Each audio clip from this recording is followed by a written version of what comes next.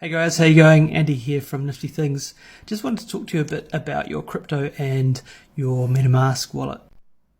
So I thought I had my Metamask all quite secure, but one of the things that I found out this week is that if you have multiple accounts set up on your Metamask, then all someone needs is that one key phrase and they can access all those accounts under your Metamask wallet.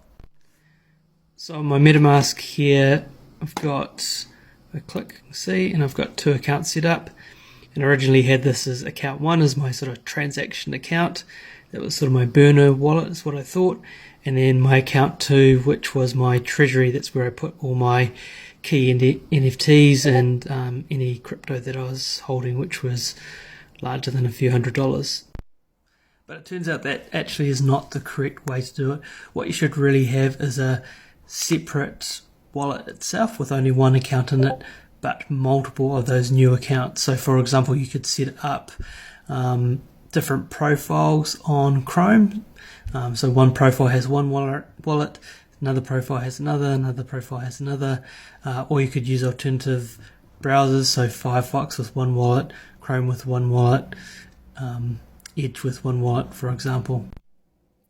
The other thing that I learnt was that the password that you put onto your Metamask on your local computer is just for that computer locally. So if you've got another PC somewhere and you go and install that same wallet, I was always just putting in that same password, but you can have a different password for that other PC and it's only stored locally. And you don't even need that password to set up a Metamask wallet again if you've got the key phrase. So this is why it becomes really, really important to never give out your key phrase, because they don't need a password, they just need your key phrase. They can install Metamask on a new PC with your key phrase, set their own password, and then they've got access to all those accounts within your Metamask. And if you've got 2 or 3 there, they've got access to all of those.